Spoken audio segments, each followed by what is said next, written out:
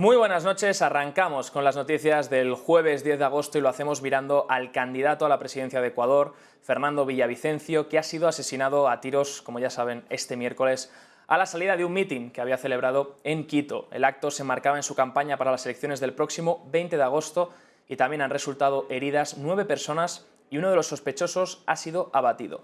El asesinato de Villavicencio genera más confusión en el inestable entorno político de Ecuador. Una encuesta publicada poco antes de su asesinato mostró al exreportero en el segundo lugar entre los 8 candidatos presidenciales antes de la votación, detrás de la principal candidata socialista, Luisa González. Ecuador ha declarado estado de emergencia. Mientras tanto, y mirando a Estados Unidos y China, están a punto de distanciarse aún más después de la prohibición de inversiones que quiere hacer el gabinete de Joe Biden. Pero la pregunta es si le va a salir bien esto a Estados Unidos. Después de años de incluir en la lista negra a empresas chinas y de examinar sus inversiones en los Estados Unidos, la administración de Biden está enviando una señal a las empresas estadounidenses. Las quiere alejar de las inversiones en China. Una orden ejecutiva que ha emitido el presidente se enfoca estrictamente en tecnologías críticas de vanguardia, con capacidades militares, de vigilancia y también cibernéticas. La orden prohíbe la inversión estadounidense en semiconductores avanzados y computación cuántica y requiere que los inversores estadounidenses notifiquen a Washington sobre inversiones en otros tipos de semiconductores e inteligencia artificial que hagan en China. Al hacerlo, dijeron los funcionarios de la Casa Blanca, la orden tiene la intención de negar a China los conocimientos técnicos, el acceso al mercado y otros beneficios que las firmas de capital de riesgo y de capital privado estadounidenses traen con sus inversiones. Pero es probable que esto afecte aún más a las empresas estadounidenses que hacen negocios en China. Y la pregunta es si realmente con esto Estados Unidos va a conseguir algo, va a conseguir bloquear ese tipo de información a China, que en principio está por delante de Estados Unidos en cuanto a ese tipo de progreso tecnológico. Veremos qué tal le sale esta nueva orden a Joe Biden. Lo que sí que está claro es que los gigantes de China quieren comprar muchos chips de Nvidia. 5.000 millones en chips han gastado para impulsar también la inteligencia artificial. A medida que ven que estas nuevas leyes que va a aplicar el gabinete de Joe Biden salen adelante, se están apresurando a adquirir chips de Nvidia de alto rendimiento, vitales para construir sistemas de inteligencia artificial, realizando pedidos por valor de 5.000 millones de dólares. Como les decía, esto ocurre en este momento donde Baidu, ByteDance, Tencent y Alibaba realizan pedidos por valor de 1.000 millones de dólares para adquirir unos 100.000 procesadores, exactamente los A800 del fabricante de Nvidia, que se entregarán este año. Los grupos chinos también han comprado unidades de procesamiento de gráficos por un valor adicional de 4.000 millones que se entregarán en 2024, según han dicho personas cercanas a la compañía. Las compañías chinas se apresuran poco a poco a comprar esos chips antes de que entre en vigor esta prohibición para el próximo año sobre esas inversiones en el sector de la computación cuántica, chips avanzados e inteligencia artificial de China.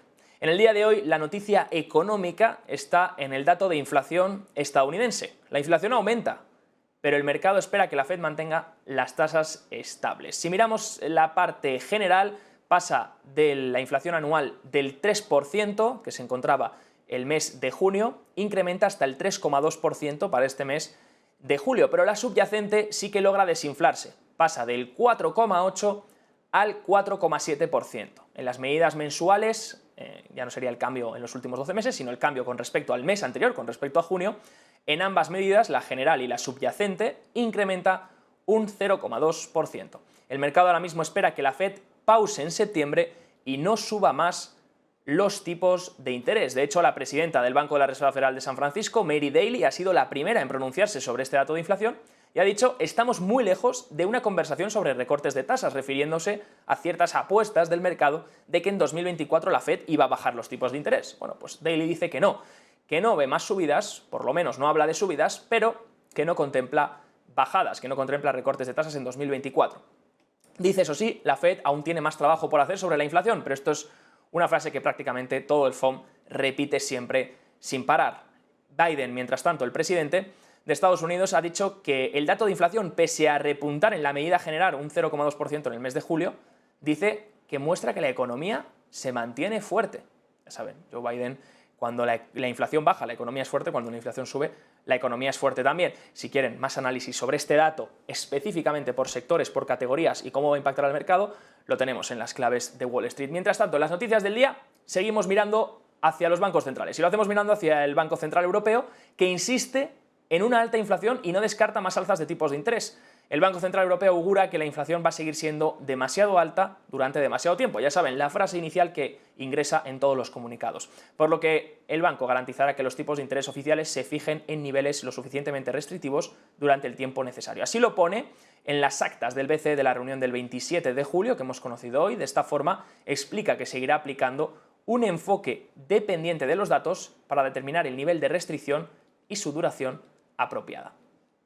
Mirando también en Europa, lo hacemos hacia Alemania, ya que va a planear 63.000 millones en inversiones para la energía verde en 2024. El gobierno de Alemania ha aprobado estas inversiones por valor de 63.000 millones de dólares, que sería un aumento del 60% en comparación con el gasto previsto de este año. Para el periodo 2024 a 2027, el gabinete acordó impulsar las inversiones en el llamado Fondo de Clima y Transformación a 233.000 millones, un aumento de alrededor de 33.000 millones con respecto al otro dato. El fondo especial, que no forma parte del presupuesto regular alemán, fue creado para ayudar a la transición energética y las inversiones verdes en la economía más grande de Europa, en su camino hacia el crecimiento cero neto. El fondo financia la descarbonización de la industria, la implementación de estrategia de hidrógeno, la financiación de la eficiencia de los edificios y también la eficiencia energética.